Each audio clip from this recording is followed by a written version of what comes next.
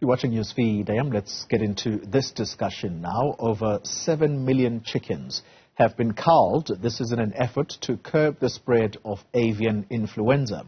Agriculture Minister Togo Didiza says the ministry is also considering a vaccination program to curb bird flu or the bird flu outbreak. Dr. Aslam Dasoo is the convener of the Progressive Health Forum. He joins us now to talk to us about the possible effects of bird flu on human beings. Dr. Dasoo, thank you very much for your time.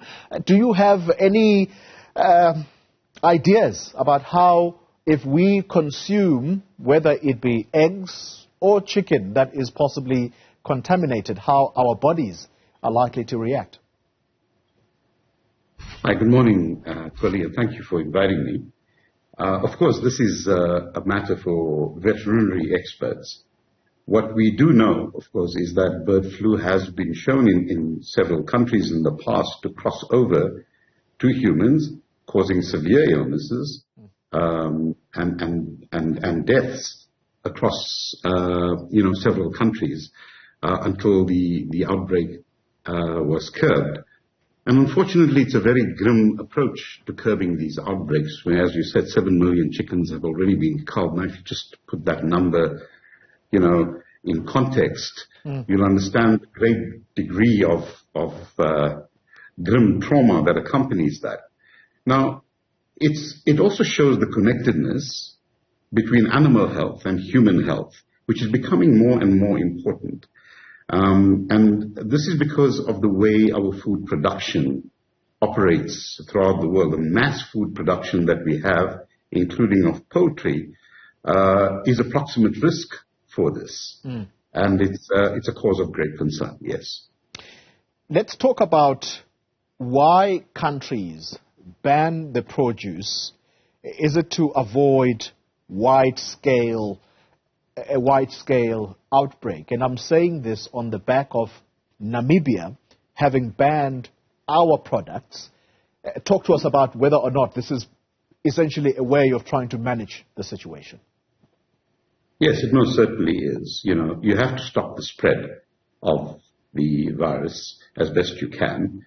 And of course, if you're transporting particularly live poultry across borders, you increase that risk tremendously if you have an outbreak. So one is not surprised at this. It happens also in foot and mouth disease for other agricultural products, where countries would stop importing your produce.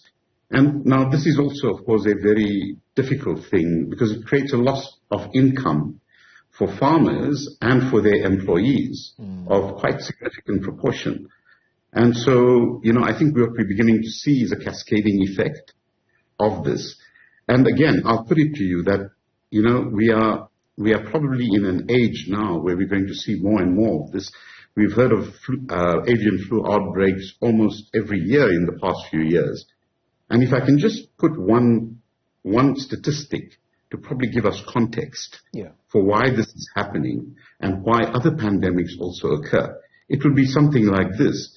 About at the time of the Industrial Revolution, the amount of animal terrestrial biomass, which means living things on the land masses of the earth, was divided between humans and their livestock at about 10% and wild animals at 90%. By the year 2000, that statistic has reversed, where, wildlife only accounts for 10%, and humans and their livestock, including poultry, accounts now for 90%. Yeah. And this is a function of the modern economy.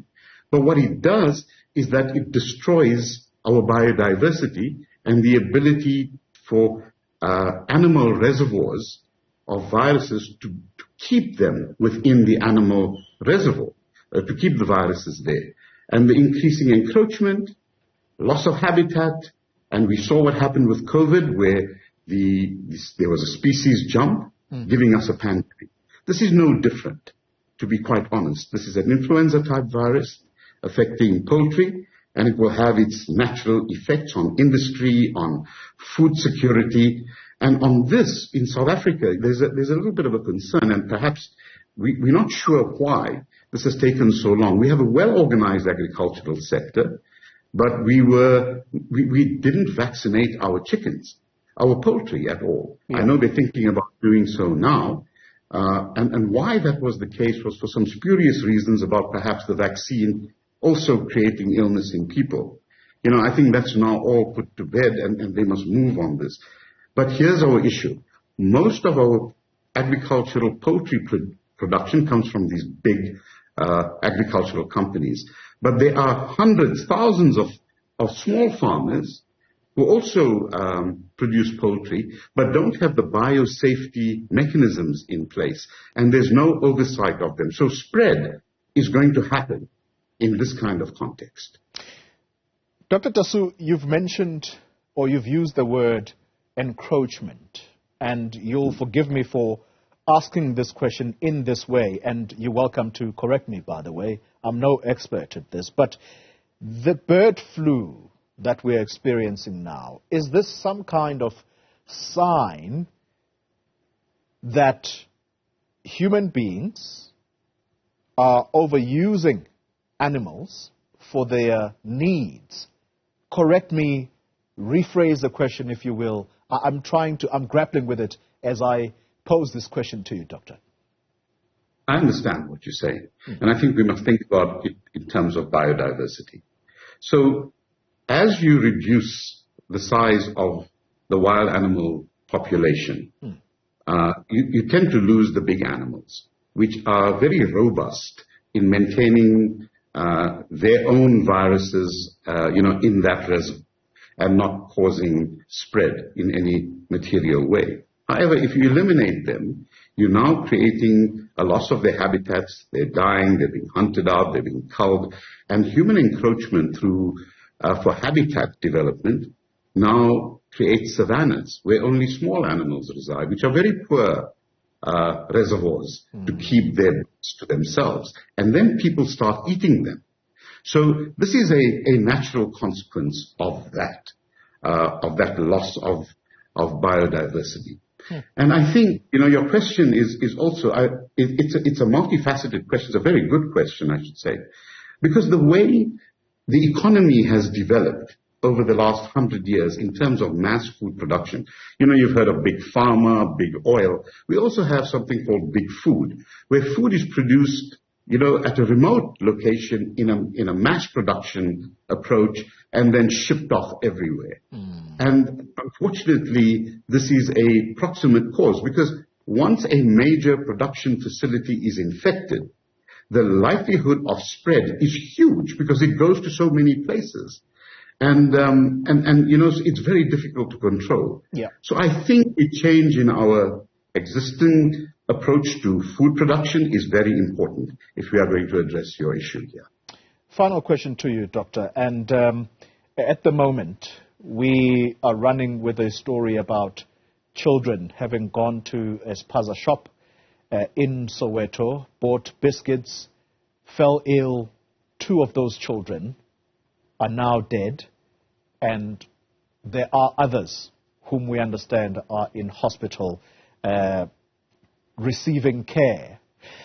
I'm trying to link the 2 stories in this way, Doctor, that this avian influenza, should there be some kind of public education programs about whether or not we should avoid purchasing the foodstuffs that have to do with chicken, given the influenza that is out there? You've mentioned at the beginning that these can cause severe illness or even deaths to human beings. Public education programs, that's what I'm trying to get at.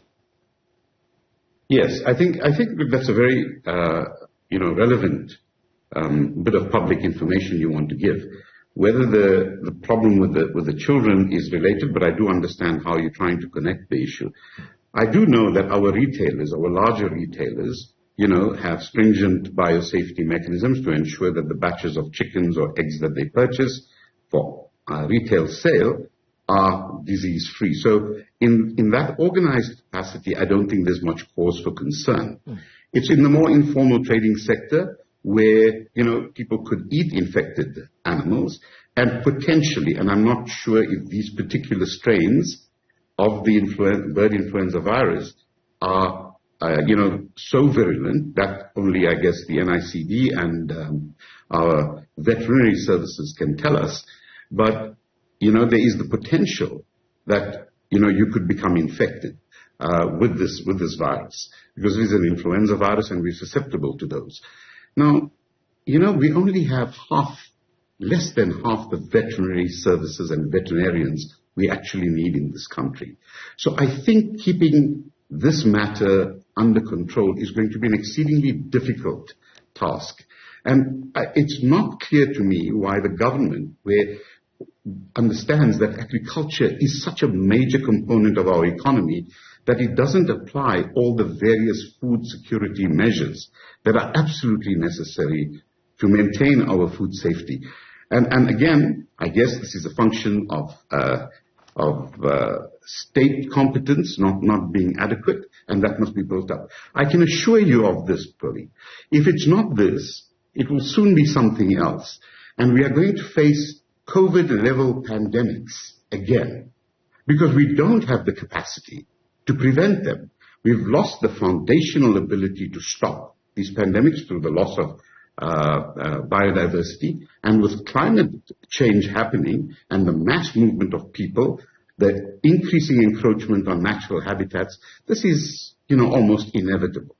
So we have to rethink how we live in the 21st century. And it's not just a philosophical proposition, it's a survival issue now for our own species. A dire warning there from Dr. Aslam Dasoo. Let me thank you very much for your time, convener of the Progressive Health Forum. Well,